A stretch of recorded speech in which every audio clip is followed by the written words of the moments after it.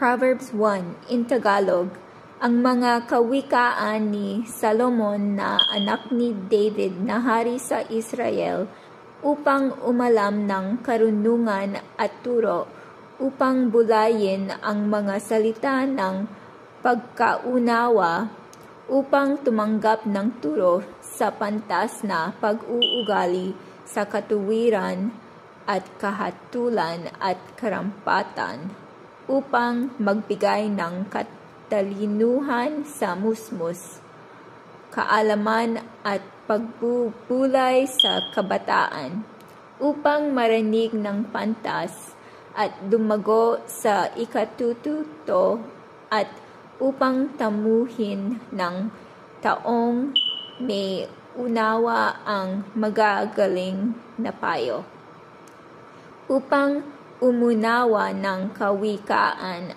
at ng kahulugan ng mga salita ng pantas at ng kanilang malalabong sabi.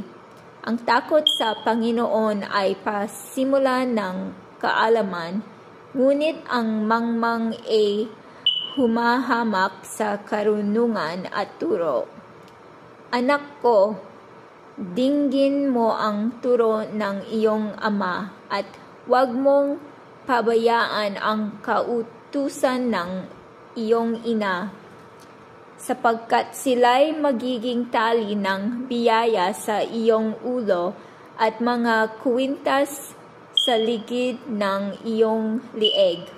Anak ko, kung ikaw ay hikayatin ng mga makasalanan, huwag mong tulutan.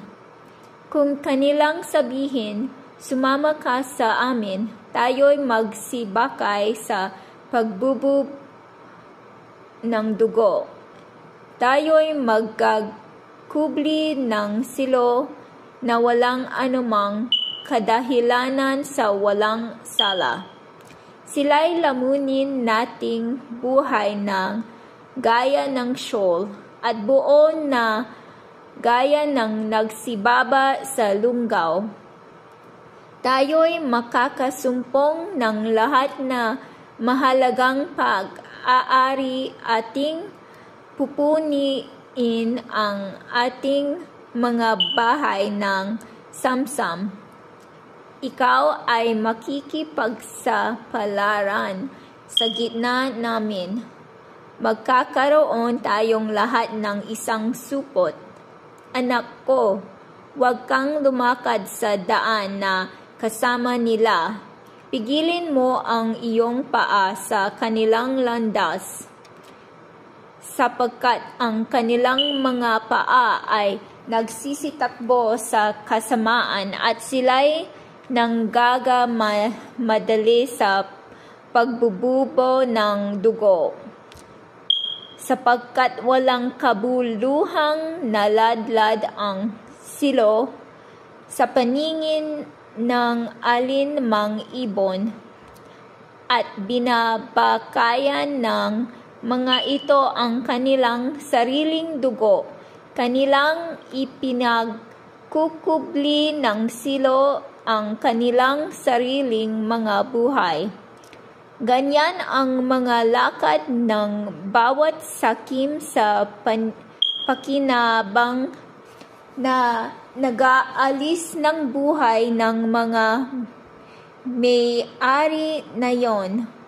Karunungan ay humihiyaw na malakas sa lansangan, kanyang inilalakas ang kanyang tinig sa mga luwal na dako. Siya'y humihiya sa mga pangulong dako na pinaglilipunan, sa pasukan ng mga pintuang bayan. Sa bayan, kanyang binigbigkas ang kanyang mga salita. Hanggang kailan kayong mga musmos magsisiibig sa inyong kamusmusan, at ang mga nanunuya ay maliligaya sa panunuya, at mga mangmang ay manggang magtatanim sa kaalaman. Magsibalik kayo sa aking saway. Narito aking ibubuhos ang aking espiritu sa inyo, sapagkat ako'y tumawag at kayo'y tumanggi.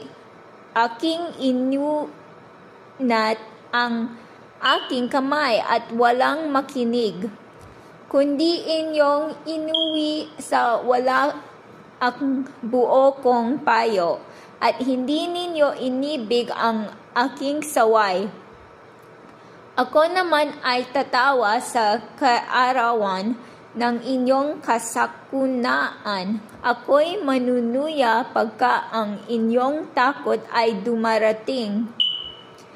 Pagka ang iyong takot ay dumarating na parang bagyo, at ang inyong kasakunaan ay dumarating na parang ipo-ipo, pagka ang hirap at hapis ay dumating sa inyo, kung magkagayoy,